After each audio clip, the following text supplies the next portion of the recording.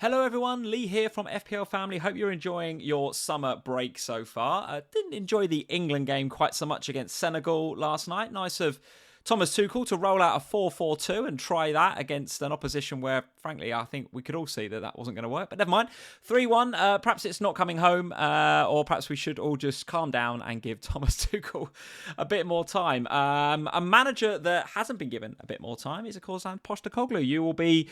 unless you've been living under a rock, you'll know that Ange Postecoglou has now left Spurs. And as you know from our Sunday night live streams, I've been maybe giving Ange a little bit of a hard time over the last few weeks and months. I said a few months back when Spurs were languishing in mid-table in the league that tactically I didn't think he was the right manager. I thought Ange ball wasn't really working. He was flogging the players. The players were getting injured. They had this injury crisis halfway through the season, didn't they? But nevertheless, Levy stuck with him, and of course, they won the Europa League a few weeks back, much to the delight of Sam and the rest of the Spurs fan base. And I must admit, with that trophy in the bag, I thought they might give him 6 months. I thought they might give him 6 to 12 months. But I have to say, the sacking of Ange Postecoglou and the imminent incoming of maybe Thomas Frank, I'll talk about him in a minute, I think is the right move for Spurs. I think it's the right move. I think if Sam were here, I don't know whether she'd say differently. Perhaps I'll get her on a podcast to see her thoughts on it. But I think it's a very unemotional, or they've taken the emotion out of it. Daniel Levy's taken the emotion out of winning the Europa League, because I think, and that's why I thought he might get 6 months, because first trophy in 40 odd years, first European trophy in 40 years, first trophy in 17 years for Spurs. Yeah, he's earned the right, hasn't he? Good old Ange, he's earned the right for another sort of at least 6 months to give him a go at it. And with the momentum from the Europa League, maybe that was the right thing to do. But, Daniel Levy's looked at it and gone, well, if Ange continues to do the Ange ball mentality, and I guess given what he said in press conferences and stuff throughout the course of last season, where, it's just how we play, mate. Everyone remembers that whole kind of press conference in the aftermath of the Chelsea defeat, right? They played this high line against Chelsea. They had a couple of men sent off, played a high line, and Chelsea just passed through them so easily. It's ridiculous. If they didn't have somebody like Nicholas Jackson wasting a bunch of chances, they'd have got tons of goals in that game and could have really, really smashed Spurs. And Spurs didn't change their approach, and Postecoglou was kind of like, this is who we are, And my criticism of him at the time was, well, perhaps in game, you should change who you are. There gets to a point where tactically you have to adapt to the situation that you find yourself in game, and he didn't. And I found that was a real shortcoming of Ange Postecoglou, and we saw it a few different times in different games. And that kind of Ange ball system, that really high energy, intense pressing, I think when you're Celtic, you can play that kind of mental, and you're playing St Mirren away, or the equivalent every week. You can do that. You can get away with that in the Scottish Premier League, but in the English Premier League, I don't think you can get away with that. And I said a number of times that didn't think he was tactically astute enough or understood how to manage his players to get the best out of them for different situations and different opponents. And because of that, I don't think he was a very good manager, and I thought he should have got sacked midway through last season. But they stuck with him. They won a trophy. But if he was to go into next season with the same mentality, with Champions League football kind of layered over the top, and we all know what the demands of Champions League football are, right? It's a whole different ballgame, as many Premier League clubs are going to find out. Some for the first time this season. So the Champions League is a altogether different ballgame, playing either Tuesday, Wednesday, and then going again Saturday, Sunday. The demands on the players are insane. And if Ange ball is to persist going into was to persist going into next season with that setup, the players would just break. The players just he would have to manage the squad. He'd have to rotate. And there were signs halfway through last season that he was willing to adapt. Ange, right? He did go. I think when Van der Ven came back and then got immediately injured, I think in his head he went, oh, we need to do something a bit different. And we didn't see so much Ange ball at the back end of last season. And look where it got them, 17th in the league. And we didn't see so much Ange ball against Frankfurt. We didn't see Ange ball against Bodo Glimt. We didn't see Ange ball in the final in Bilbao. And they won a trophy.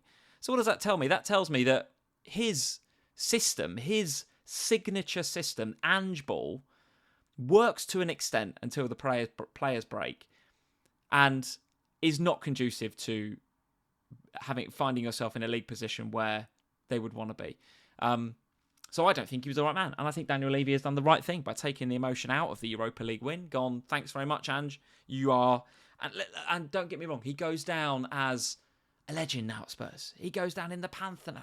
You know, he's now written his name into scriptures of Spurs for winning that trophy. First trophy in 17 years. He's a legend now. He will forever be synonymous with that night in Bilbao. A night that Spurs fans will never forget. But they need to move on. And if they do move on, and if they do go for a manager like Thomas Frank, then I'm a massive Thomas Frank fan. Massive Thomas Frank fan. It should be noted, however, that in his previous clubs, and Brentford, you know, at Brentford, he didn't get off to the greatest start, Thomas Frank. Not the greatest start. I think he 2 wins in his first 8, I think I remember hearing somewhere. And in previous clubs before Brentford, similar sorts of starts. So if he does become the Spurs manager and he starts like that again, Spurs fans are going to have some patience with Thomas Frank. They're going to have patience with him. If 2 wins in the first 8, you don't get that luxury at Spurs, I'm afraid. You do not get that luxury. And I do wonder whether, and Thomas Frank is a top manager, no doubt about it, top manager. But the environment in which he's in at Brentford, what is Brentford Football Club? Brentford Football Club is a, I can't think of a better word than kind of, it's a cozy atmosphere. It's a family club, isn't it? It's still very much, they've got that connection with the fans, haven't they? There's just something about Brentford that's still kind of like, we are up and coming, you know, fans and the club and the board and everything is kind of aligned. You know, we're all working towards the same goal, the same outcome.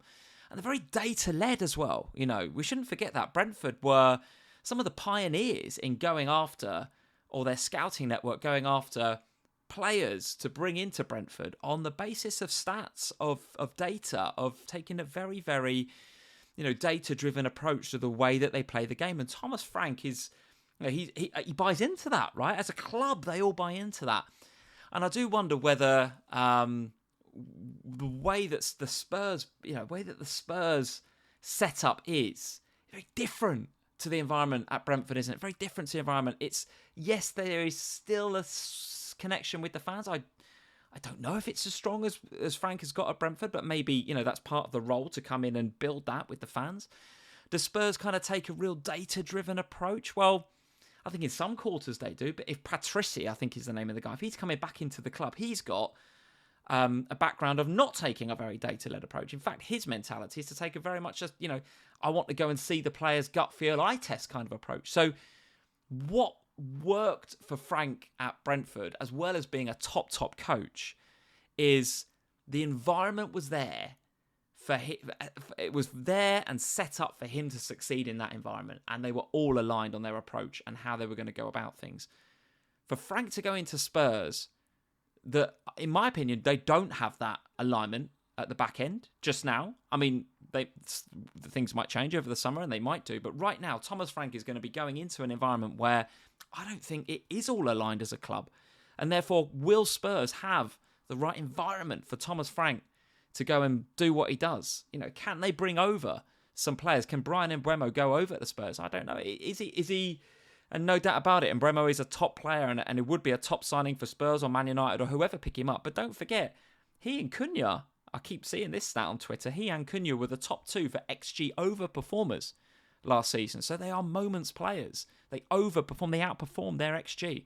Not taking anything away from their seasons, but could we expect some regression to a mean from both of those players? And from a Man United perspective, if I was a Man U fan, I would be a little bit hesitant about picking up 2 players that have got that sort of stats data-based characteristics, you know. So listen, a lot still to happen, I think, for Spurs over the course of the summer. For sure, I think, in my opinion, it's the right thing to let Ange Postecoglou go, despite the emotion of everything that he's done and despite the achievement, and I'm not taking anything away from that achievement. But I think it's the right thing that Spurs have let him go.